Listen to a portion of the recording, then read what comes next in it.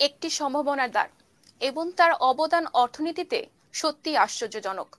কিন্তু একটি দুষ্ট চক্রের ফাঁদে সেই খাতটি নিয়ে আপনার এবং আমার মধ্যে কোনো অবিশ্বাসের জায়গা তৈরি হচ্ছে না তো? সুপ্রিয় দর্শক, কথা বলছি ই কমার্স নিয়ে। আজকে আমরা যে বিষয়টি নিয়ে কথা বলছি সেই বিষয়টি হচ্ছে ই কমার্স, সম্ভাবনার দ্বার ও ফাঁদ। সঙ্গে রয়েছে আমি সঞ্জিদা শম্পা। আর এই বিষয় নিয়ে কথা বলতে আমাদের সাথে সরাসরি যুক্ত হয়েছেন সাইকা শাহরিন, উদ্যোক্তা। আরো রয়েছেন কাকলি তালুকদার, স্বত্বাধিকারী কাকলি স্যাটেয়ার। আপনাদের দুইজনকে স্বাগত আজকের এই আয়োজনে।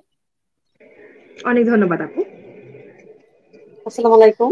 অনেক ধন্যবাদ আমাকে আমন্ত্রণ জানানোর জন্য। জি, আপনাদের দুইজনকেও অসংখ্য ধন্যবাদ আমাদের সাথে এত ব্যস্ত সময়ে আমাদের সাথে যোগ দেওয়ার জন্য। প্রথমে আসলে সাইকা শাহরিন আপুর কাছে চলে যাব। আপনি একজন অনলাইন উদ্যোক্তা। এমন জি একটি সময় যাচ্ছে যেখানে ই কমার্স নিয়ে আসলে দ্বিধার একটি জায়গা তৈরি হয়েছে। ঠিক এই সময়টাতে আসলে আপনার অর্ডারটি কেমন আসছে? এবং আরেকটি প্রশ্ন যোগ করতে যাচ্ছি, সেটি হচ্ছে আপনারা যেহেতু একটু অনলাইন ব্যবসা করেন এবং গ্রাহকদের সাথে আপনাদের একটু বন্ধুত্বপূর্ণ সম্পর্ক গড়ে ওঠে, তারা আসলে এখন এই খাতটি নিয়ে কি বলছে, আপনাদের সাথে কি কথা বলছে যে আমরা আসলে অর্ডার নিয়ে বিশ্বাস করতে পারছি কি না? আচ্ছা, প্রথমেই বলছি আমার উদ্যোগের নাম হচ্ছে দিশা স্টোর ব্লগস। আমার এই উদ্যোগটি হচ্ছে এফ কমার্স মানে ফেসবুকে। তো ফেসবুক বেস এই পেজটি আমি যখন শুরু করি সেটা মনে করেন 2005-06 সালে। সো এখনো 16-17 বছর হয়ে গেছে এটা। তো আস্থার জায়গা তৈরি করার ক্ষেত্রে বলবেন যে একটা বড় সময় কিন্তু আমি পেয়েছি এটা তৈরি করার আস্তে আস্তে। হ্যাঁ, শুরুতে হচ্ছে অর্ডারের ব্যাপারটা যেরকম ছিল যে মানুষজন কাপড় অর্ডার করবে, সে কাপড়টা আসলে হাতে না ধরলে আমাদের দেশের মানুষ আসলে বুঝতে পারে না যে কাপড়ের কোয়ালিটি কেমন হবে, পরলে আরাম লাগবে কিনা এইসব। তো এই কারণে শুরুতে একটু সমস্যা হতো। কারণ হচ্ছে আমি রেডিমেড কাপড় যেমন বিক্রি করি, তেমন হচ্ছে আমি চাইলে গজ কাপড়ে বিক্রি করতে পারি। তো আমি যেটা বলতাম তাদেরকে যে আপু আপনি একটা ছোট অর্ডার প্রথমে দিয়ে দেখেন, আপু বা ভাইয়া যিনি দিতে চান। তারপর আমরা যেটা করতে পারি সেটা হচ্ছে আপনার যদি পছন্দ হয় তো ফার্দার আপনি আমার কাছ থেকে আরো কিছু নিতে পারেন। এখন আস্থার জায়গা যদি বলেন তাহলে সেটা আস্তে আস্তে তৈরি করতে হয় নিজের প্রোডাক্টের কোয়ালিটি দিয়ে। সেটা আসলে আপনার কোনো ইজি ওয়ে নাই আমার কাছে যেটা মনে হয়। আরেকটা ব্যাপার হচ্ছে অর্ডারের ব্যাপার যদি বলেন, এই করোনার তো আসলে প্যান্ডেমিকের চলে আসছে প্রায় 2 বছর হয়ে যাচ্ছে এখন, তাই না? এই মুহূর্তে আমাদের হাতে যে অর্ডার আছে 2 বছর আগে অবশ্যই তার চেয়ে অনেক বেশি ছিল। এখন কিন্তু অর্ডারটা অনেকখানি কমেছে, তবে আশা করা যাচ্ছে যেহেতু school college university even office এখন খুলে যাচ্ছে, আস্তে আস্তে আমরা আবার অর্ডারের আগের সেই আহ মানে যেভাবে জোয়ারের মতো অর্ডার আসতো সেটা এখন আর আসে না। আমরা আশা করছি যে আমাদের সেই ই কমার্সের জোয়ারটা আবার আসবে। কারণ যত কিছুই বলেন না কেন আপু, একটা ব্যাপার আছে যেটাকে আমরা বলি হচ্ছে ইকোনমিক্স ভাষায় অপরচুনিটি কস্ট। মানে আপনি একদম। বাসায় বসে আপনার নিজের মাপে একটা তৈরি পোশাক পেয়ে যাচ্ছেন আপনার পছন্দ মতো কাপড়ে এবং পছন্দের ডিজাইনে। এই জিনিসটা কিন্তু একটা অনেক বড় ব্যাপার। যদি আপনি সেখানে কোয়ালিটিটা যোগ করতে পারেন যে আপনি এই কাপড়টা কয়েকবার পরতে পারছেন, ধুতে পারছেন, মানুষকে দেখাতে পারছেন, মানুষ আপনাকে আপনার উদ্যোগ নিয়ে আপনার কাজ নিয়ে প্রশংসা করছে, তখন কিন্তু আপনার নিজের থেকে একটা এই তৈরি হবে যে হ্যাঁ ই কমার্সে আরেকটু আমি হয়তোবা আমি আজকে আপনি আমার থেকে নিয়েছেন, কালকে আপনি কাকুর থেকে নেবেন।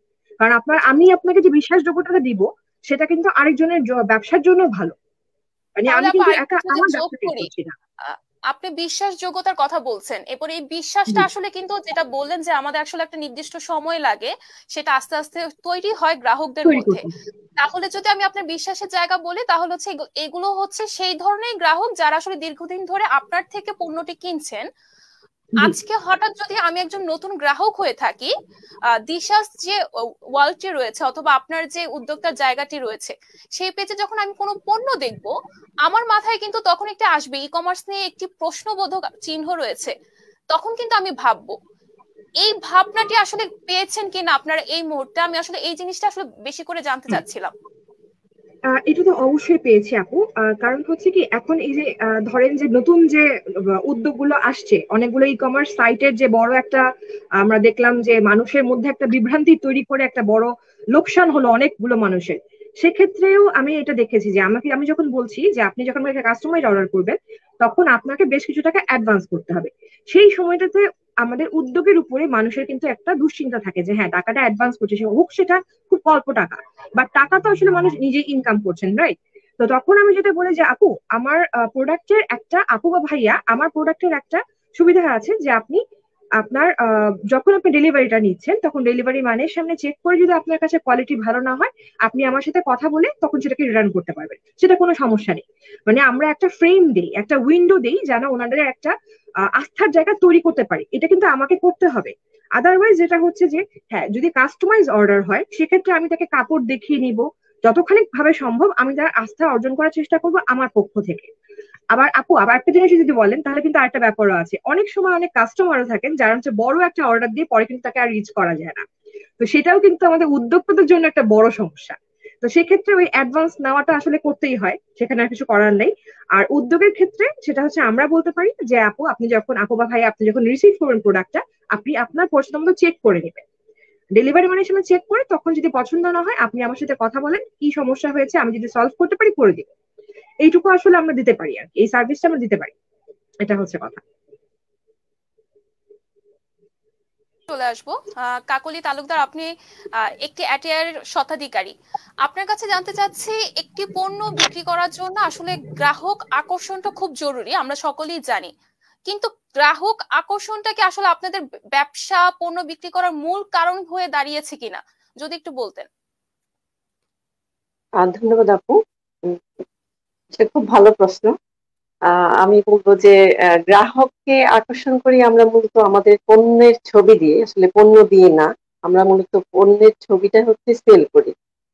তো এখানে গ্রাহক আকর্ষণের ব্যাপারে সাথে সাথে আরেকটা জিনিস মাথায় রাখতে হবে, আমার গ্রাহককে আকৃষ্ট করতে গিয়ে আমার পণ্যটাকে যেন এমন ভাবে উপস্থাপন না করি যখন গ্রাহকের এক্সপেকটেশনের সাথে রিয়েলিটি কোনো মিসম্যাচ হয়ে যাবে, এই জিনিসটা যেন ক্রিয়েট না হয়। এই জিনিসটা মাথায় রাখতে হবে। তখন হচ্ছে কিন্তু আমার ফটোগ্রাফিটা ভালো করতে হবে অবশ্যই। এই যে আমি একটা পণ্য নিয়ে আসলাম বা আমি একটা পণ্য মেক করলাম, আমি বিছানার উপর রেখে একটা ছবি তুলে আপ করে দিলাম, বিষয়টা যেন এমন না হয়। ফটোগ্রাফিটার মধ্যে একটা আর্ট থাকতে হবে এবং প্রফেশনালিজম থাকতে হবে। যখন আপনার প্রফেশনালিজম মেনটেন হবে এবং পণ্যের আহ আমরা তো জানি যে ডিভাইসের কারণে ছবি হয়তো কালার একটু 19-20 হয়, এবং এই জিনিসটা আপনার কাস্টমারকে জানাতে হবে যে হ্যাঁ, ডিভাইসের কারণে 19-20 হতে পারে, কিন্তু কখনো এটা 18-20 হবে না। তখন যদি আপনার কাস্টমার আগ্রহী হয়, আকৃষ্ট হয়, দেন ইটস ওকে।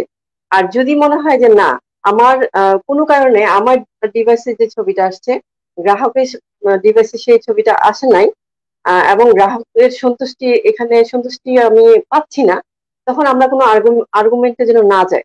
হ্যাঁ, আমরা এরকম ধরেই নিব যে 5% গ্রাহক আমাদের পণ্য দেশ সন্তুষ্টি অর্জন, তাদের সন্তুষ্টি অর্জন করতে পারবো না। কিন্তু আমরা ধরে নিয়ে এখানে আমরা কোনো আর্গুমেন্টে যাব না, আমরা বলবো যে ঠিক আছে, প্রোডাক্টটা রিটার্ন দিয়ে দেন, আমি টাকা ব্যাক করছি।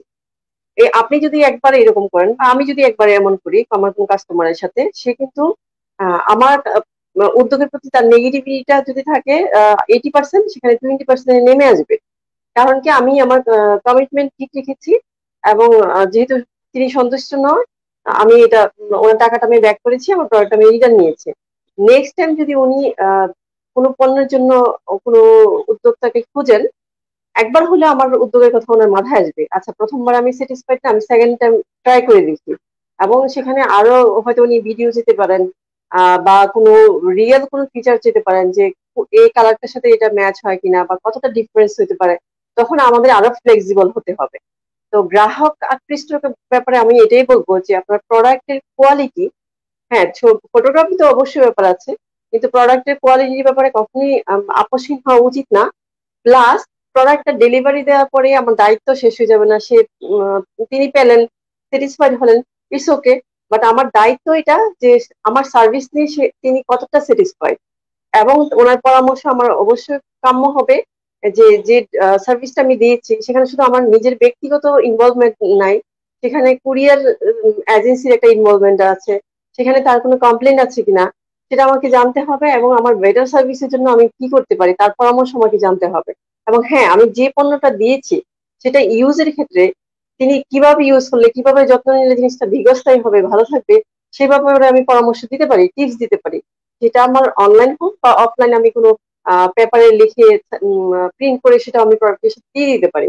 এটাতে কিন্তু উনি এক্সট্রা, আমার প্রোডাক্টে এক্সট্রা ভ্যালু অ্যাড হবে, প্লাস এক্সট্রা সার্ভিসও উনি পাবেন, একটা আস্থার জায়গা তৈরি হবে। তো আমি মনে করি যে কাস্টমারকে আকৃষ্ট করার জন্য না, আপনার উপর একটা ট্রাস্ট তৈরির জন্য একটা পেজের এই যে আপু যেটা সাইকা আপু যেটা বলেছেন যে আমার কাছ থেকে পণ্য নিয়ে যদি উনি স্যাটিসফাইড হন, নেক্সট টাইম অনলাইনে কেনাকাটার উপর ওনার আস্থা রাখতে চলে আসবে। শুধু আমি না, আরো 10 জন বিক্রেতা উপকৃত হবে। ওভারঅল ই কমার্স ইন্ডাস্ট্রিতে এটা পজিটিভ এফেক্ট করবে। এই জিনিসটা আমাদের সবারই মাথায় রাখতে হবে। ধন্যবাদ। জি, আসলে পজিটিভ ইফেক্টটা আসলে খুবই জরুরি এবং ক্রেতার আস্থা অর্জনটাও জরুরি। আমরা যদি একটু অর্থনৈতিক টার্মের দিকে চলে যাই আপু, সেটি হচ্ছে আমি কাকলি আপুর কাছেই জানতে চাচ্ছি, সাইকোলজিক্যাল প্রাইসিং একটি বিষয় আছে এবং আমরা যেটা আসলে দেখেছি যে ই কমার্স, কিছু কিছু ই কমার্স সাইট গুলোতে আসলে যেগুলো নিয়ে আসলে আলোচনা হচ্ছে এখন, অফারের যে ব্যবস্থাটি, এটি আসলে ব্যবসার জন্য জরুরি, আমি বলছি না এটা জরুরি না, কিন্তু এই যে 100% অফার দিয়ে একটি পণ্য বিক্রি করা অথবা 299 টাকায় একটি পণ্য আপনি পেয়ে যাচ্ছেন, এই যে একটি আই ওয়াশ থাকে 300 টাকার পণ্যটি 299 টাকা করার, এটা একটি বিজনেস পলিসি আমরা সকলেই জানি, কিন্তু এই প্রাইসটি সেট করে আসলে আমরা ক্রেতাদের কোনোভাবে ফাঁদে ফেলছি কিনা একটু বলতেন যদি। ধন্যবাদ আপু। খুব সময় উপযোগী একটা প্রশ্ন। আমি বলবো যে এক্ষেত্রে আমাদের সবার বিজনেস কিন্তু যার যার একটা বিজনেস পলিসি মেনটেন করতে হয়। এখানে আমি বলবো 50% 50-50 একটা বিষয় আছে। 50% হয় সেলার, আমরা যারা সেলার আছি তাদেরকে দায়িত্ব নিতে হবে কাস্টমারকে এডুকেটেড করার, যে আমার পণ্যটা আমি কেন ডিসকাউন্টে দিতে পারছি না, আমি কেন 50% ডিসকাউন্টে কেন দিতে পারছি না, সেটা আমার ক্রেতাদেরকে আমাকে জানাতে হবে যে হ্যাঁ আমার একটা মিনিমাম বাইং প্রাইস আছে, ক্যারিং চার্জ আছে, আমার স্টক করার জন্য একটা স্পেসের দরকার হয়, আমার উদ্যোগের ট্রেড লাইসেন্স আছে বা আমি ব্যাট দিই, আমার ওভারঅল সবকিছু ব্যাপারে আমাকে কাস্টমারকে অবগত করতে হবে। সবকিছু মেনটেন করে আমার একটা প্রোডাক্টের একটা মিনিমাম প্রাইস রেঞ্জ আছে, এর নিচে আমি দিতে পারছি না। আমি যদি আমার কাস্টমারকে এডুকেটেড করি যে হ্যাঁ এই সেম প্রোডাক্টটা যদি আমি অন্য একটা পেজে আমি কিনতে যাই, সেখানে আমি কেন এত কমে পাচ্ছি, আপনার এখানে কেন এত বেশি প্রাইস, আমার এখানে কেন এত বেশি প্রাইস, সেটা আমাকে ক্লিয়ার করতে হবে, কাস্টমারকে জানাতে হবে, আমাকে প্রচার করতে হবে। আমাদের প্রথম দায়িত্বটা আমাদের নিতে হবে। আমরা যারা সেলার আছি, যারা অথেন্টিক উপায়ে এবং কিছু ফর্মাল প্রসিডিউরের মাধ্যমে যখন আমরা বিজনেস রান করি, তখন এটা আমাদের দায়িত্ব আমাদের ক্রেতাদেরকে অবগত করার। এটা ম্যান্ডেটরি না যে সব ক্রেতারা জানবেন যে একটা প্রোডাক্টের প্রাইস কেন এত হাই হবে। এটা প্রাথমিক পর্যায়ে আমরা ক্রেতাদেরকে ব্লেম করতে পারি না। দ্বিতীয় পর্যায়ে যখন আমরা বেশি বেশি প্রচার করব, আমরা ক্রেতাদেরকে এডুকেটেড করব, তখন ক্রেতারা যখন জানবেন, নেক্সট টাইম যখন কোনো পেজ থেকে যখন উনি ছাড়ে কিনতে যাবেন, তখন তিনি সেকেন্ড টাইম থট দিবেন যে কেন আমি এই পেজে কেন আমি কম দামে আমরা কিনতে যাব। এখানে আমরা বলি যে হ্যাঁ কাস্টমারের একটা ইয়ে আছে যে তারা কম দাম পেলেই হচ্ছে অন্য পেজে দৌড়াদৌড়ি করে, আমরা কাস্টমারদেরকে ব্লেম দেই। এটা আসলে করা উচিত না, এই জন্য কারণ ই কমার্স ইন্ডাস্ট্রিটা খুব বেশি দিন হয়নি, যদি বলি 2015 সালের আগে তেমন ভাবে জনপ্রিয় ছিল না আমাদের অনলাইন বিজনেসটা। তো একটা নতুন ইন্ডাস্ট্রিতে আমাদের কাস্টমার যে খুব এই ব্যাপারে যে খুব এডুকেটেড হবে, তারা খুব জেনে বুঝে এখানে আসবে, এটা এক্সপেক্ট করা আমাদের আসলে উচিত না। তো সেক্ষেত্রে কাস্টমারকে ব্লেম করা যাবে না, আমাদের উচিত কাস্টমারকে ইনফর্ম করা। তারা যখন জানবে তখন তারা সচেতন হবে, এবং যখন খুব বড় বড় অফার দেখি যখন ওনারা অন্য পেজে যাবেন, ওনারা সেকেন্ড টাইম চিন্তা করবেন, থার্ড টাইম চিন্তা করবেন। এবং এই যে একটার পর একটা আমি বলবো যে স্ক্যান্ডাল হচ্ছে ই কমার্স ইন্ডাস্ট্রিতে, এটাও কিন্তু অনেকটা কমে আসবে। এই এই দায়টা আমাদেরই নিতে হবে, আমরা যারা অনলাইন সেলার আছি তাদেরই নিতে হবে, যে এই ফাঁদে আমরা যেটা বলছি যে ফাঁদ, এই ফাঁদে যেন ওনারা না পড়ে সেই দায়িত্বটা আমাদের নিতে হবে। সেজন্য কাস্টমারকে এডুকেট করার দায়িত্বটা আমাদের নিয়ে তাদেরকে জানাতে হবে, আমাদের প্রচার চালাতে হবে। ধন্যবাদ। জি, ধন্যবাদ আপনাকে। আসলে এই ক্ষেত্রে ক্রেতার জায়গা থেকে আসলে অপরচুনিটি কস্টই কাজ করে, আসলে আমি কোন পেজ থেকে পণ্যটি কিনবো। এবার সাইকা শাহরিনের কাছে চলে যাব। আপনার কাছে জানতে চাচ্ছিলাম, আপনি এফ কমার্স করে থাকেন, কিন্তু যদি একটু পত্রপত্রিকার দিকে তাকাই, প্রায় 300 থেকে 350-ও বেশি আসলে এফ কমার্স চালু আছে। এই যে সংখ্যাটি, এবং যদি একটু অন্যভাবে বলি যে আমি কিছু পণ্য নিয়ে আসলাম, বিক্রি করলাম, কিছু অংশ আমার লাভ হলো, আমি ব্যবসা করলাম, এই যে কিছু কিছু মানুষের এই ভাবনাটি দিয়ে তারা এফ কমার্স শুরু করে, এবং আপনারা যারা আসলে বিজনেস পলিসি সঠিকভাবে মেনটেন করে বিজনেস চালু করছেন, তাদের মধ্যে পার্থক্য এবং আপনাদের উপর কি ধরনের বিরূপ প্রতিক্রিয়া পড়ে সেটি একটু জানতে চাচ্ছিলাম। আসলে অনেক সময় উপযোগী প্রশ্ন, এটা অবশ্যই বলতে হবে। কারণ যেটা আপনি বললেন যে এখন হয়তো বা অ্যাক্টিভ আছে 3 থেকে 350 এফ কমার্স সাইট, রাইট? কিন্তু এই যে করোনা প্যান্ডেমিকটা যখন শুরু হলো তখন কিন্তু দেখবেন হঠাৎ করে অসম্ভব রকমের নতুন ফেসবুক পেজ, নতুন ফেসবুক ব্যবসা শুরু হয়েছিল, তাই না? এই ব্যবসাগুলো হতে পারে খাবারের ব্যবসা, আবার কাপড়ের ব্যবসা, আবার ঘরে পড়ার কাপড়ের ব্যবসাও কিন্তু এখন শুরু হয়েছে, যেটা কিন্তু আগে আর ছিল না, কারণ মানুষজন বাইরে গিয়ে নিজে দেখে পছন্দ করে কিন্তু। এখানে মজাটা হচ্ছে এরকম যে অপরচুনিটি কস্ট বলে না, যাই বলে না, একটা মানুষ কিন্তু, যেটা কাকুলি আপু বললেন যে হ্যাঁ দামের ডিফারেন্স তারা করবেনি। এখন আমি যেটা করতে পারি সেটা হচ্ছে আমার পণ্যটা আমি পুরোপুরি তৈরি করছি। হয়তো র ম্যাটেরিয়ালটা আমি কিনে আনছি, যেমন কাপড়টা আমি কিনছি, তার উপরে ব্লক করানো, তার উপরে এমব্রয়ডারি করানো, তার উপরে সেটাকে তৈরি করা, সেটা কিন্তু আমি করছি। কিন্তু যিনি একজন কাপড়টা তৈরি করা কাপড় কিনে এনে বেচছেন, যিনি রিসেলার, তার সঙ্গে কিন্তু কোনোভাবেই আমার প্রোডাক্টের দামের মিল হবে না, মিলতাল হবে না। হ্যাঁ বলতে পারেন আপনি, হ্যাঁ আমিও ব্লকের কাপড় বেচছি, উনিও ব্লকের কাপড় বেচছে, আপনারটা তো দাম কেন, ওনারটা কম দাম কেন?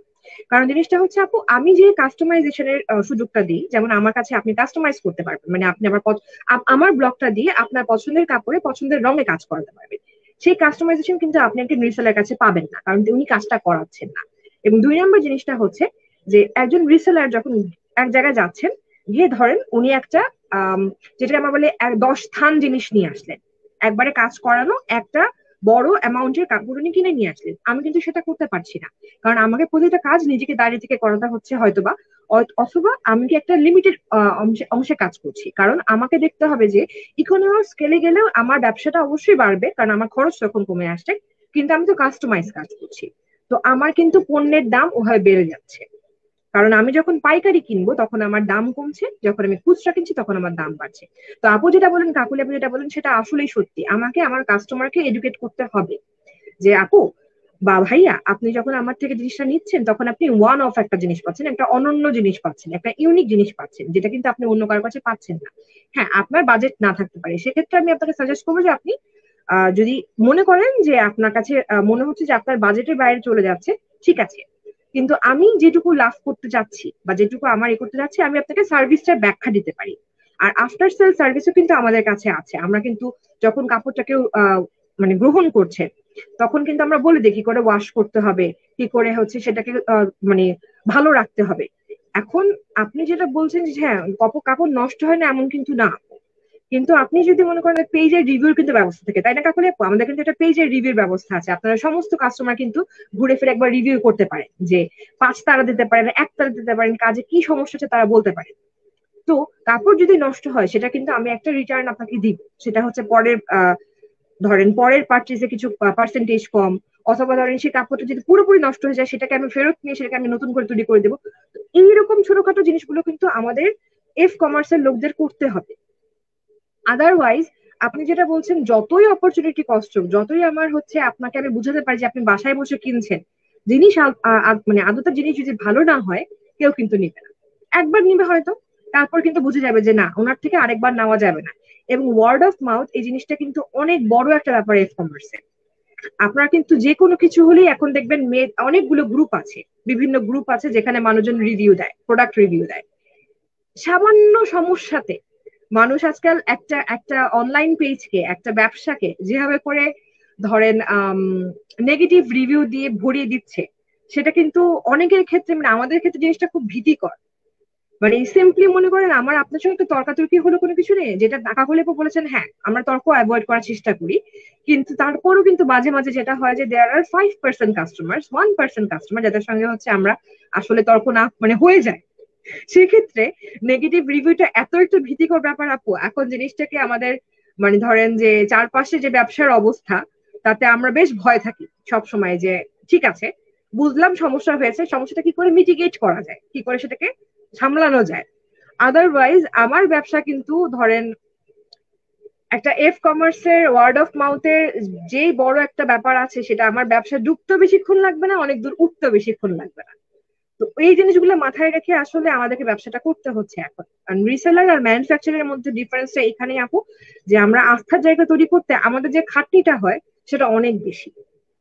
মানে নিজেরা কাজ করলে আসলে জিনিসটা অনেক বেশি একটা সমস্যা তৈরি করে আমাদের জন্য। কারণ সারাক্ষণ একটা দুশ্চিন্তার মধ্যে থাকতে হয় যতক্ষণ না পর্যন্ত কাপড়টা বা আমি তো অনেক কিছুই বানাই, চাদর থেকে শুরু করে পর্দা এভরিথিং, যতক্ষণ না পর্যন্ত কাস্টমার সেটা পাচ্ছেন, সেটাকে রিসিভ করে তাদের পজিটিভ একটা অ্যাটিটিউড দেখাচ্ছেন, ব্যবহার করছেন, ইনফ্যাক্ট 1 সপ্তাহ পরেও আমাকে বলতে পারেন যে না ধুয়েছি রং উঠেছে, তখনও কিন্তু আমাকে ব্যাখ্যা করতে হবে যে কেন।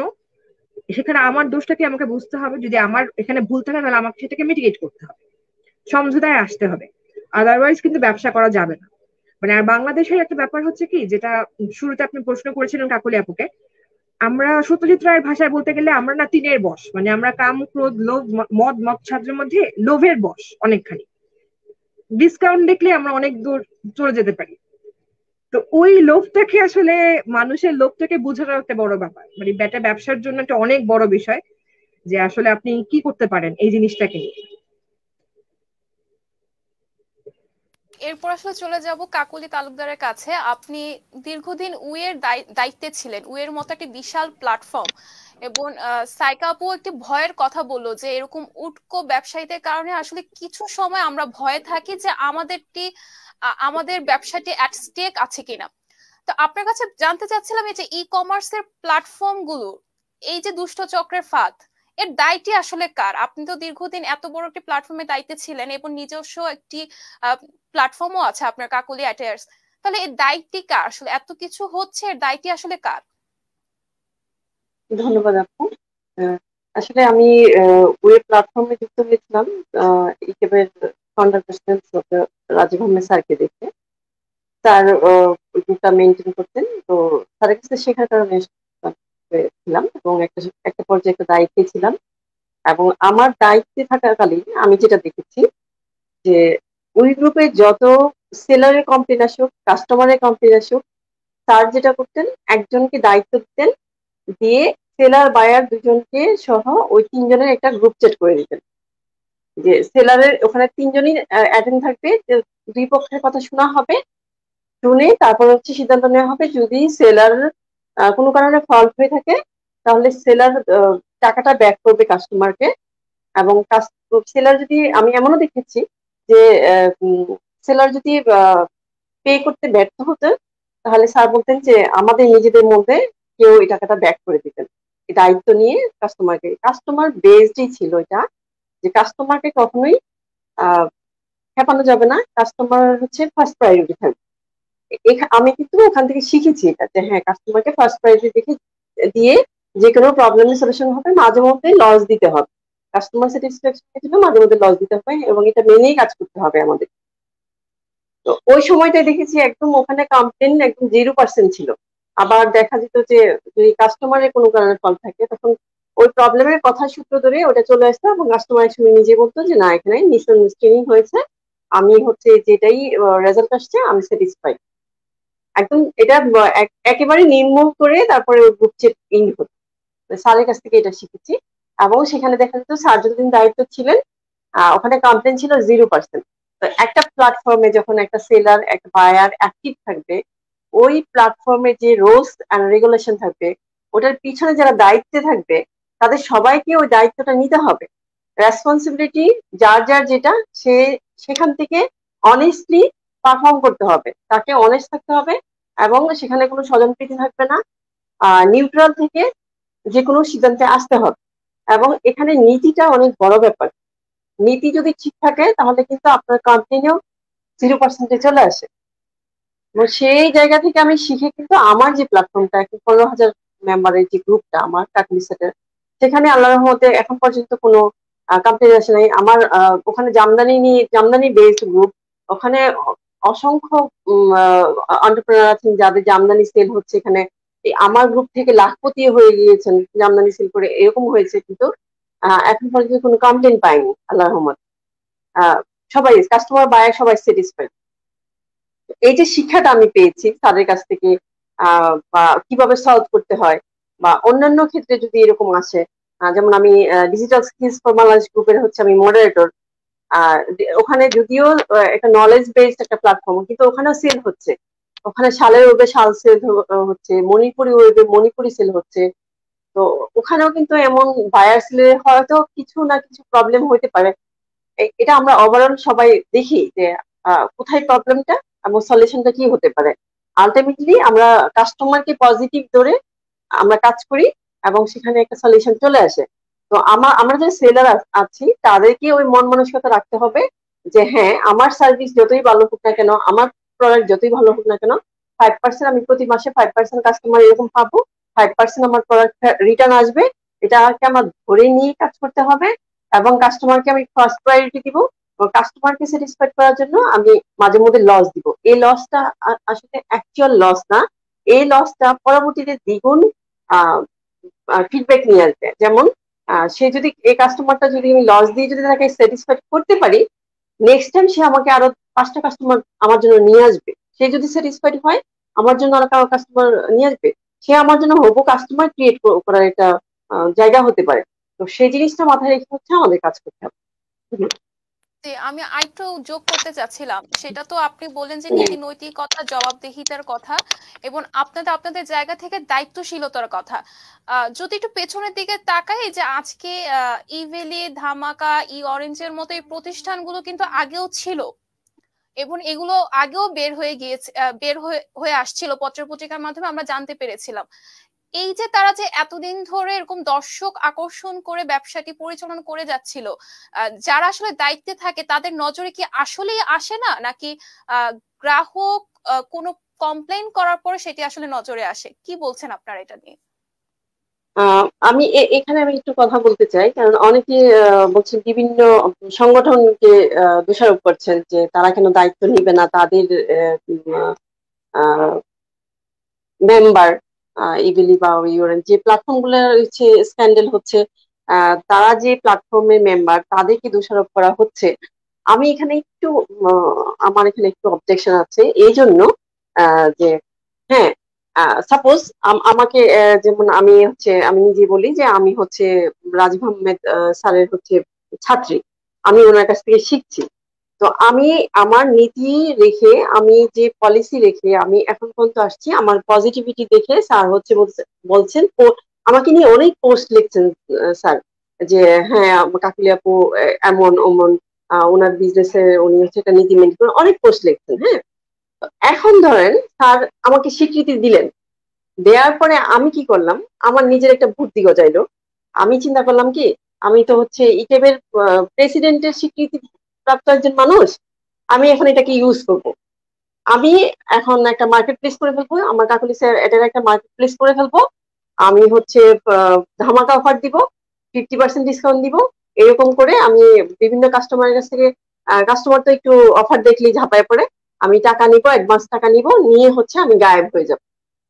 তো এখানে এরপরে যদি কেউ রাজীব আহমেদ স্যারকে ব্লেম করে, সেটা ঠিক হবে না। কারণ স্যার হচ্ছে আমার এই রূপটা, আমার মনের ভিতরে যে ইচ্ছাটা, এটা স্যার জানেন না যে আমার সাইকোলজি কি, আমার মাথার মধ্যে কি চলছে। স্যার কিন্তু আমার যে পজিটিভিটিটা দেখেছেন, সম্ভাবনাটা দেখেছেন, সেটা নিয়ে পোস্ট লিখেছেন। সেখানে এই পর্যন্ত কিন্তু আমাকে আমার কথা বলে আসছেন, লিখে আসছেন। এখন আমার চিন্তা হলো যে আমি রাজীব আহমেদ স্যারের কথা শুনবো না, ওনার যে পলিসি আছে সেটা আমি মেনটেন করবো না, যে নীতিটা আছে সেটা আমি ফলো করবো না। এখন আমার ওনার সুনামটা ইউজ করে আমি আমার বিজনেসটাকে আমি যেভাবে অনৈতিক উপায় হোক, যেভাবেই হোক, আমি এটাকে বুস্ট করবো। আমি অনেক বড় করে আমার নিজের বেনিফিটটাকে আমি চিন্তা করবো, ওভারঅল ইন্ডাস্ট্রির কথা আমি চিন্তা করবো না। সেটা দায়ভার কিন্তু আমার একারই নিতে হবে। সেখানে স্যারকে ব্লেম করে দোষারোপ করে উপায় উপায় মানে এটা লজিক্যাল না। কেন, যারা হচ্ছে মেম্বার হচ্ছেন, কোন একটা সংগঠনের মেম্বার হচ্ছেন, একটা প্রতিষ্ঠানের মেম্বার হচ্ছেন, তখন তারা মেম্বারশিপটা এই জন্য দিচ্ছেন এটা একটা সম্ভাবনাময় প্ল্যাটফর্ম। এখানে একটা সম্ভাবনা দেখাচ্ছে, নতুন একটা ই কমার্স একটা মার্কেট প্লেস তৈরি হচ্ছে, এখানে কেনাকাটার একটা ইয়ে আছেন, সম্ভাবনা হচ্ছে, মানুষ ইনভলভ হচ্ছে, ইন্টারেস্ট দেখাচ্ছে, বিভিন্ন সেলিব্রিটিরা আসছেন। তো এটাকে আমরা যদি স্বীকৃতি দিই তাহলে হয়তো আরো অনেক ভালো হবে। এই সম্ভাবনাময় একটা প্ল্যাটফর্ম দেখিয়ে কিন্তু এটাকে স্বীকৃতি দেওয়া হচ্ছে, মেম্বারশিপ দেওয়া হচ্ছে। এখন মেম্বারশিপ পাওয়ার পরে ওনারা এটাকে পজিটিভলি ইউজ করবেন না নেগেটিভলি ইউজ করবেন, এটা কিন্তু দায়ভার তাদেরই, যাদের এই বিজনেসটা দায়ভার কিন্তু তাদেরই নিতে হবে।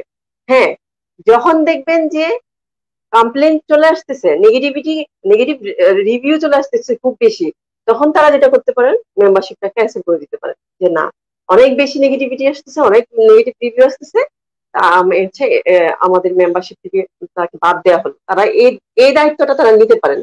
এর বাইরে ওনাদের বিজনেস পলিসিতে কি হবে, কি অ্যাড হবে না হবে, সেই দায়ভার কিন্তু তারা নেবেন না। কারণ কাস্টমার যখন একটা বিজনেস করবে, তার কেন যে পার্সোনাল ব্র্যান্ডিংটাকে এত বেশি গুরুত্ব দিচ্ছেন? আমাকে পার্সোনালি যদি আপনারা চিনেন, তখন চিন্তা করবেন কি কাকুলি আপুর কাছ থেকে যদি একটা জামদানি নেই, তাহলে কাকুলি আপু দায়বদ্ধ, আমি কাকুলি আপুকে ধরতে পারবো, ইনবক্সে বলতে পারবো যে আপনার এই প্রোডাক্টটা কেন ভালো না। কাকুলি আপু বিভিন্ন ইভেন্টে যায়, বিভিন্ন সেমিনারে যায়, অংশগ্রহণ করে, সেখানে গিয়ে বলতে পারবো আমার এখানে একটা কথা বলার স্কোপ আছে। কিন্তু একটা মার্কেট প্লেসের পিছনে কে কাজ করছেন, কোন ইউনিট কাজ করছেন, কারা কারা ইনভলভ, সেটা কিন্তু আমরা ওভারঅল কি জানি? তাদের কাছে কি রিচ করতে পারি না। তাহলে আমরা যখন একটা প্রোডাক্ট অর্ডার করব, তখন কিসের উপর বেস করে অর্ডারটা করব? আমাকে তো একটা বেস থাকতে হবে যে আমি 50% ডিসকাউন্টে আমি একটা প্রোডাক্ট কিনে ফেললাম, তারা কি আদৌ এই প্রাইসে কি প্রোডাক্টটা কিনে নিয়ে আসতে পারতেছে? আমার তো একটা লজিক চিন্তা করতে হবে, ওই কাজটা করতে হবে। তো এই দায়ভারটা তো একটা সংগঠন বা একটা প্রতিষ্ঠান নিবে না, নিবে হচ্ছে যারা এই প্ল্যাটফর্মের পিছনে আছেন, যারা মার্কেট প্লেসের পিছনে আছেন, তাদের যে ইউনিটটা, তাদের দায়বদ্ধতা তাদের, এবং যারা অর্ডার করছেন তাদের। ধন্যবাদ। এবার আসলে দুইজনের কাছেই যাব, সেটি হচ্ছে একজন গ্রাহক আপনাদের কাছ থেকে কেন পণ্যটি কিনবেন, এবং হচ্ছে আপনাদের আস্থার জায়গাটা তারা আসলে আপনার পেজ দেখে কিভাবে বুঝবে, গ্রাহকদের জন্য আসলে পরামর্শটি কি থাকবে। সাইকা শাহরিন। আচ্ছা আপু, সঞ্জিত আপু, আমি আপনার এই প্রশ্নে আসার আগে একটু কাকুলি আপুর সাথে অ্যাড করতে চাই। সেটা হচ্ছে যে কাকুলি আপু যেটা বলছেন ঠিক আছে, যে হ্যাঁ ইন্ডিভিজুয়ালের উপরে ডিপেন্ড করে তিনি তার ব্যবসার মডেল কি করে করবেন এন্ড এভরিথিং।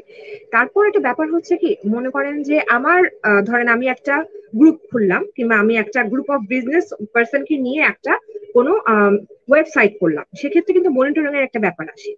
মানে আমার কিন্তু মনিটর করা উচিত as the owner of that particular group. Hmm. কেন বলছি সেটা, মনে করেন যে আমি যদি কাউকে রেকমেন্ড করি, কিছু তো দায়বদ্ধতা কিন্তু আলটিমেটলি আমার কাছে আসে, যে আমি যাকে রেকমেন্ড করছি তাকে রেকমেন্ড করাটা যদি আমার কাছে ভুল হয়, সেটা স্বীকার করার দায়িত্ব থাকতে পারে। যেটা আপু বললেন যে হ্যাঁ, এই ক্যাব পরে যেটা করতে পারে সেটা হচ্ছে তাকে সদস্য বাতিল বাতিল করতে পারে। কিন্তু তারপর আমার মনে হয় একটা ধরেন 6 মাসে একবার বা 3 মাসে একবার একটা মনিটরিং এর ব্যবস্থা থাকলে সবকিছুই আসলে এত দূর যেত না আমার কাছে মনে হচ্ছে। যেটা বললেন ইভালি বা ই অরেঞ্জ, সেক্ষেত্রে যদি আমরা ক্লায়েন্ট স্যাটিসফ্যাকশনের দিকে একটু নজর দিতাম ধরেন, তাহলে হয়তো বা এত কোটি টাকার একটা বড় ধরাটা মানুষজন খেত না। যেটা আমার কাছে মনে হচ্ছে একটু মনিটরিং এর দরকার আছে আসলে মাঝে মাঝে। তো এতগুলো আমাদের কিন্তু সরকারি মানে বিভিন্ন যেটা বলেন যে অনেকগুলো মন্ত্রণালয় আছেন এইগুলোকে দেখার জন্য, তাই না? কিন্তু আমার ধরেন আমি একটা ভোক্তা হিসেবে যদি ভোক্তা অধিকারে মামলা করতে যাই, আমার জন্য কি ব্যাপারটা সহজ? সহজ না কিন্তু। মানে আমরা মনে করি অনেক সহজ, আমরা বলছি অনেক সহজ, কিন্তু তাদের কিন্তু ফেসবুক পেজ আছে, যে ফেসবুক পেজে আমি 2018 সালের নভেম্বরে একটা ভোক্তা অধিকারের একটা কমপ্লেইন দিয়েছিলাম, সেটা এখন পর্যন্ত সিন হয়নি। তারপরে 3 বছর শেষ হয়ে যাচ্ছে প্রায়। তো আমি যদি ভোক্তাধিকারে বলতেও যাই, আমার কিন্তু আসলে অতটা সহজ না আমার জন্য কাউকে রিচ করা। সেক্ষেত্রে ভোক্তাধিকার যেটা করতে পারে সেটা হচ্ছে তাদের মনিটরিং প্রসেসটা বাড়িয়ে দিতে পারে আমার কাছে মনে হয়। আচ্ছা, এবার সঞ্জিতা আপুর পরের প্রশ্নে আসি। সেটা হলো যে যেটা বলছেন আপু, প্রশ্ন যদি আরেকবার রিপিট করেন খুব ভালো হয়, আমি কথা এতে হারিয়ে ফেলেছি। সেটি হচ্ছে আপু, আপনি একজন উদ্যোক্তা হিসেবে আপনার পণ্যটি আমি একজন গ্রাহক কেন কিনবো, এবং আমার আস্থার জায়গাটি আপনার পেজ দেখে আমি কিভাবে বুঝবো। সর্বোপরি আসলে গ্রাহকের জন্য পরামর্শটি কি থাকবে, যাতে আমরা এই ফাঁদে পা না দিতে পারি। আচ্ছা, এটার সবচেয়ে বড় ব্যাপারটা হচ্ছে রিভিউ।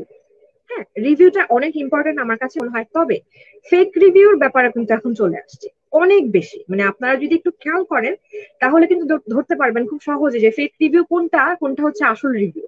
কারণ ব্যবসার না আমাদের, আমি এটা যেটা যেটা বুঝতে পারলাম যে বাঙালির কিন্তু ব্যবসায়িক বুদ্ধি মারাত্মক। মানে আপনি যত কিছু বলেন না কেন, আমাদের কিন্তু প্রচুর ব্যবসায়িক বুদ্ধি আছে। কিরকম, আমার কাছেও আমার কাছেও ইভেন মানুষজনের মানে অনেক ব্যবসায়িক গ্রুপ থেকে প্রস্তাব এসেছে যে আমি যদি 1000 টাকা দিই, উনি আমাকে 1000 লাইক দিবেন আমার পেজে। সে 1,000 লাইক কিন্তু নর্মাল প্রোফাইলের না, ওগুলো ফেক প্রোফাইলের। আমি যদি 5,000 টাকা দিই তাহলে আমি কিন্তু 50টা রিভিউ পাবো। ফেসবুক পেজে কিন্তু একটা ব্যাপার আছে, যদি আমি পেজের ব্যবসাটা করি সেটা ব্যাপারটা হচ্ছে ইনাফ রেকমেন্ডেশন না থাকলে আপনার কিন্তু রেটিং আসবে না। মানে অন্তত 50 থেকে 100টা রিকমেন্ডেশন আপনার কাছে আসতে হবে, মানে পেজ রিকমেন্ড করে মানুষ, তারপরে আপনার রেটিং অন হবে, যে 1 থেকে 5 তারার রেটিং। সো এগুলোও কিন্তু ব্যবসা আছে। তো আপনাকে রিভিউ, যেটা বলে এডুকেটেড কাস্টমার হতে হবে, যে আপনি রিভিউটা দেখেন, আপনি আরেকটা মানুষেরই দেখেন। আর আমরা হচ্ছে প্রত্যেকেই যখন কাস্টমার জিনিসটা পায় তখন আমরা বলি যে আপনি যদি সেটাকে পড়েন, কিংবা সেটাকে যদি পর্দা হলে পর্দা লাগান, আপনি যদি চান আপনি আপনার ঘরের ছবিটা, আপনি আপনার ছবিটা আমাদের সঙ্গে শেয়ার করতে পারেন। সেটাও কিন্তু কাস্টমারদের জন্য একটা আস্থার জায়গা, যে হ্যাঁ আমি কিন্তু মডেলের ছবি দিচ্ছি না শুধু, আমি আমার কাস্টমারের ছবি দিচ্ছি, উনি যে খুশি হচ্ছেন প্রোডাক্টটা পরে, কেউ কিন্তু খুশি না হলে ছবি শেয়ার করবেন না। মানে আপনি যদি কোনো জিনিস পেয়ে পছন্দ না করেন, ফেসবুক কিন্তু একটা মানুষের পার্সোনাল জায়গা, সে কিন্তু কখনোই তার ছবি, তার রিভিউ দিবেন না যদি সে সেটাকে নিজে থেকে পছন্দ না করে আসে। সো আমার কাস্টমারকে, আমি নতুন কাস্টমারকে দেখাতে পারি এরকম করে যে হ্যাঁ আপনি আমার রিভিউ গুলো দেখুন, আপনার কাছে যদি অথেন্টিক মনে হয় আপনি আমার কাছে আসেন। অথবা যেটা হচ্ছে, যদি সম্ভাবনা থাকে যে আপনার কোনো ফিজিক্যাল শপে আপনার পণ্য রাখার সম্ভাবনা আছে, তাহলে সেটা করতে পারেন। একটা এফ কমার্স বা ই কমার্স ব্যবসায়ীর জন্য এটা একটা অনেক বড় ব্যাপার, যদি কোনো ফিজিক্যাল শপে আপনি কোনো পণ্য রাখতে পারেন। কারণ এখনো মানুষ অনেকেই পণ্যটা ধরে কিনতে চায়, হাতে ধরে জিনিসটা বুঝে কিনতে চায়। কারণ আমাদের আস্থার জায়গাটা এই যে ই কমার্স সাইট গুলো নষ্ট করছে, সেটার বড় একটা অংশ আমাদের উপরেও রিপারকাশনটা পড়ছে। তো এখন যদি সম্ভব হয় আমার পক্ষে, তাহলে আমি আসলে একটা ফিজিক্যাল শপে রাখার চেষ্টা করব। কারণ তাহলে হচ্ছে আমার পক্ষে বলা সম্ভব হবে যে আপু, আপনি যদি সরাসরি কাস্টমাইজ অর্ডার নাও করতে চান, কিছু প্রোডাক্ট রাখা আছে এই শপে, আপনি গিয়ে একটু দেখে নিতে পারেন, দেখে নিজে কিনতে পারেন। আপনার পছন্দ হলে আপনি কাস্টমাইজ অর্ডার করলেন। কাকুলি আপু অ্যাড করতে পারেন আমার সাথে, মনে হয় আরো ভালো হবে তাহলে। কাকলি তালুকদার, খুব কাকলি চমৎকার আপুর কাছে বলেছেন চলে যাও। আপু। হ্যাঁ, আচ্ছা, আমি এই প্রশ্ন উত্তর দেওয়ার আগে একটু যে আপুর আগের কথা রেজ ধরে বলি। আমি কিন্তু প্রথমে বলে নিয়েছি যে আমি যে উইয়ের যে প্ল্যাটফর্মের কথা, সেখানে হচ্ছে যিনি কমপ্লেন করেছেন তিনি, এবং যার বিরুদ্ধে কমপ্লেন তিনি, এবং আমাদের ফোরাম থেকে একজন ব্যক্তি, তিনজন মিলে কিন্তু প্রবলেমটার সলিউশনটা হচ্ছে। এবং সেটাই যে ই কমার্স সাইট নিয়ে প্রবলেম, যেখানকার সদস্য, তাদের এই দায়িত্বটা নিতে হবে, তখন হচ্ছে এটা 0% কাস্টমারের এটা 0% চলে আসবে, এবং যদি এটা ফেক হয় সে হচ্ছে হারিয়ে যাবে এক সময়। এটা আমি কিন্তু প্রথম অংশে আমি বলে নিয়েছি। তো যারা ফ্রড অ্যাক্টিভিটিসে জড়িত এবং যে প্ল্যাটফর্মের আন্ডারে, তারা সবারই হচ্ছে এই যে এমন নয়, যে সলিউশনটা যেটা আমি বলেছি যে তিনজনের পার্টিসিপেন্টের হচ্ছে এই প্রবলেমের সলিউশনটা যদি হয়ে আসে, যত বেশি হবে তত বেশি কমপ্লেন কমে আসবে। এবং এটা হবে, এটা তখনই সম্ভব যারা দায়িত্বে আছেন তারা যদি নীতির সাথে চলেন এবং ওই নীতি অনুযায়ী কাজ করে যান, তাদের দায়িত্বটা যদি সঠিকভাবে পালন করেন। এটা কিন্তু ফার্স্ট পার্ট। পরবর্তীতে আসে হচ্ছে যারা এরপরেও যদি তারা কোনো ফ্রড অ্যাক্টিভিটিসে জড়িত থাকে, তখন দায়ভার শুধু তাদেরই। যদি তাদের এই অ্যাক্টিভিটিস এর আগে যদি যে প্ল্যাটফর্মের আন্ডারে তারা যদি কোনো অ্যাকশন না নেয় কমপ্লেন পাওয়ার পরেও, তখন অবশ্যই দায়ভার তাদের নিতে হবে। কিন্তু যদি কমপ্লেন পাওয়ার পরে কোনো অ্যাকশন না নেন, তখন তো এটা বলবো যে ফোরাম হোক বা প্রতিষ্ঠান হোক, সংগঠনই হোক, এটা হচ্ছে তাদের ভিতরে ইন্টারনাল যে একটা চেইন বা কোন সার্কেল থাকে, আর সিস্টেম থাকে, ওই সিস্টেমের প্রবলেম। আচ্ছা, এই ওই পার্টটা গেল। এখন আমি বলি যে আপনি যেটা বলেছেন যে হ্যাঁ, কিভাবে কাস্টমার কিভাবে বুঝতে পারবে। আপু যেটা বলেছেন আমি সম্পূর্ণ একমত যে হ্যাঁ, রিভিউ অপশন আছে আমাদের পেজের, রিভিউ হ্যাঁ দেওয়া যায়, এবং ফেক রিভিউ দেওয়া যায়। তারপরে হচ্ছে আমি বলবো যে হ্যাঁ, লাইক কমেন্ট পোস্ট করা যায়। তবে আমি খুব প্রাউডলি বলি যে হ্যাঁ, আমার গ্রুপে 28,000 লাইক আছে, এবং পুরাই অর্গানিক ওয়েতে, কোনো বুস্ট না করে, কোনো মার্কেটিং পলিসিতে ইনভলভ না হয়ে অর্গানিক ওয়েতে 28,000 প্লাস লাইক আছে আমার পেজে। আমার গ্রুপে 15,000 প্লাস মেম্বার আছে। তো অর্গানিক ওয়েতে এটা কেন সম্ভব হয়েছে? কারণ হচ্ছে আমি পার্সোনাল ব্র্যান্ডিংটাকে গুরুত্ব দিয়েছি। আমরা কাস্টমার যারা, আমি একজন সেলার, কিন্তু আমি শাড়ি সেল করি, কিন্তু খাবার কিনি, গহনা কিনি, অন্যান্য যে যে প্রোডাক্ট দরকার হয় সেগুলো আমি অনলাইনেই কিনি। কারণ আমরা এত ব্যস্ত হয়ে গিয়েছি যে একটা শপিং মলে যাওয়া মানে হচ্ছে একটা দিন নষ্ট, ওই সময়টা আমাদের নেই। তো আমরা কিন্তু যত দিন যাচ্ছি ই কমার্সের উপর নির্ভরশীল হয়ে যাচ্ছি। তো আমাদের নিজেদের স্বার্থে আমাদের যেটা করতে হবে, আমাদের জানতে হবে যে আমি যে পেজটাই অর্ডার প্লেস করছি সেই পেজের পিছনে কে আছেন, এই জিনিসটা জানতে হবে। আর এই যে যত দিন যাচ্ছে কাস্টমার কিন্তু এই জিনিসটার প্রতি আগ্রহী হচ্ছে জানার জন্য যে এই পেজটার ওনার কে, এই পেজটা কে পরিচালনা করছে। আমার পেজে যখন একজন কাস্টমার নক দেন, ম্যাক্সিমাম ক্ষেত্রে যেটা হয় যে আমি কি কাকুলি আপুর সাথে কথা বলছি, এই প্রশ্নটা আসে অর্ডারটা কনফার্ম করার আগে। এটা আসে যে আমি কি কোনো মডারেটর বা কোনো অ্যাডমিনের সাথে কথা বলছি না কাকুলি আপুর সাথে কথা বলছি। যখন আমি বলি যে না আমি কাকুলি আপু, তখন উনি সেকেন্ড কোনো কথা বলেন না, উনি বলেন যে আপু পেমেন্ট প্রসিডিউর বলেন, আমি অ্যাডভান্স করে তারপর আমি প্রোডাক্ট নিব। এই যে আস্থাটা, এই আস্থাটা তৈরি করতে আমার 2 বছর লেগেছে। কেন? আমি এখন আমরা গ্রুপগুলোতে কি দেখি, পেজগুলোতে কি দেখি, দেখি যে আইদার লাইভ হচ্ছে অথবা সেল পোস্ট হচ্ছে। এটা হচ্ছে অমুক শাড়ি, এটার প্রাইস, এটা ম্যাটেরিয়াল, এই প্রাইস এত, নিতে হলে ইনবক্স করুন, ডেলিভারি চার্জ এত এত। এই বিষয়গুলো ছাড়া কিন্তু আমরা কোনো ইনফরমেশন পাচ্ছি না। তো যখন দেখবেন যে একটা পেজে বারবার একই জিনিস আসছে, তখন কিন্তু কাস্টমারের মধ্যে একটা সন্দেহ তৈরি হয়। ফেসবুকও অটোমেটিকলি এটা রিচ কমিয়ে দেয়। আপনি একটা বা 30 দিন দিয়ে দেখেন, দেখবেন যে রিচ অনেক কমে গিয়েছে। কিন্তু যখন আপনি একটা পোস্ট লিখবেন যেটা কাস্টমারের জন্য ইনফরমেটিভ হবে, একটু সার্ভিস রিলেটেড পোস্ট হবে, যদিও প্রোডাক্টের পোস্ট, কিন্তু পোস্টের ধরনটা হবে সার্ভিস রিলেটেড। যে হ্যাঁ আমার জামদানি শাড়ি এটা হচ্ছে এমন জামদানি, এটা তৈরি হয়েছে এরকম, এটার জন্য যত্ন করতে হবে এভাবে, বা এই শাড়িটার সাথে আপনি এমন গহনা দিয়ে পড়তে পারেন, এটা হচ্ছে রাতের প্রোগ্রামের জন্য যদি আপনি এই সাজটা দেন আপনার জন্য ভালো হবে। তখন কিন্তু কাস্টমার আগ্রহী হয়, বিশেষ করে স্টোরি টেলিং এর ক্ষেত্রে। সেখানে আপনার কাস্টমারের রিচ মানে রিয়েকশনও ভালো হবে, পাশাপাশি রিচও বাড়বে, আপনার প্রোডাক্টের রিচও হবে, এবং আপনার প্রতি একটা আস্থা তৈরি হবে। সেই জন্য আমি বলবো যে প্রোডাক্টের সেলটাকে ফোকাস না করে প্রতিটা সেলারের উচিত তার পার্সোনাল ব্র্যান্ডিং এর উপর জোর দেয়া। পার্সোনাল ব্র্যান্ডিং যখন স্ট্রং হবে, তখন আপনার উপর কাস্টমারদের একটা আস্থা চলে আসবে, আপনার প্রোডাক্টের উপর আস্থা চলে আসবে। তখন কি হবে যে এই পেজের ওনার এই প্রোডাক্টের ব্যাপারে, তিনি যা সেল করছেন তার ব্যাপারে ওনার নলেজ অনেক হিউজ। এবং আমরা আরেকটা জিনিস দেখি যে আমার পেজে যখন অন্য একজন কাস্টমার নক দেন যিনি আমার কাস্টমার না, কিন্তু এই প্রোডাক্ট উনি ইউজ করেছেন এবং কোনো সমস্যার সম্মুখীন হয়েছেন, তখন যদি বলেন যে আমার এইটা প্রবলেমটা অ্যারাইজ হচ্ছে, আমি কি করতে পারি।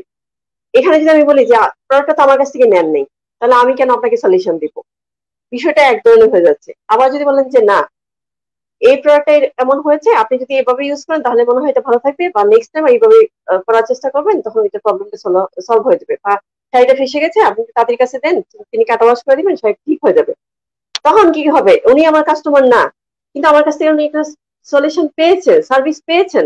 নেক্সট টাইম উনি আমার কাছে আসবেন, বলবেন যে না আপু যেহেতু ওনার পণ্য না, কিন্তু সলিউশনটা আমি ওনার কাছ থেকে পেয়েছি। যখন উনি ওনার পণ্য দিবেন, তখন অবশ্যই উনি দায়ভার নিবেন।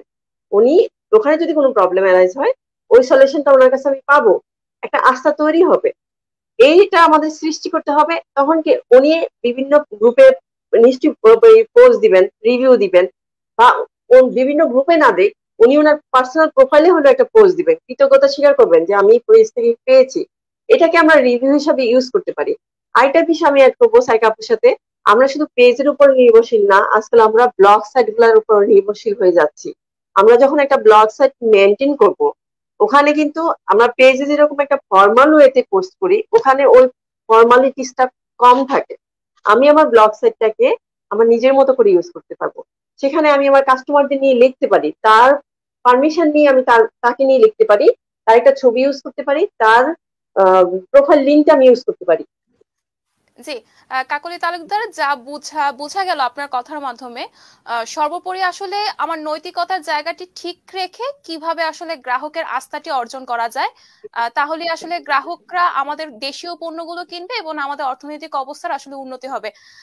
আপনাকে অসংখ্য ধন্যবাদ সাইকা শাহরিন, আপনাকেও ধন্যবাদ আজকের এই আয়োজনে আমাদের সাথে যুক্ত হবার জন্য। ধন্যবাদ আপনাদেরকেও ধন্যবাদ চমৎকার আয়োজনের জন্য। জি, সুপ্রিয় দর্শক, এই ছিল আজকের আয়োজন। অর্থনীতির এই সম্ভাবনাময় খাতটি এখন যে অবস্থায় আছে, বুমিং সেকশনে আছে, এবং এই খাতটি যেন ধসে না পড়ে সেই কামনাই রবে। আপনাদের সকলকে আবারও অন্য একটি পর্বের জন্য স্বাগত জানিয়ে শেষ করছি আজকের আয়োজন। ধন্যবাদ সকলকে।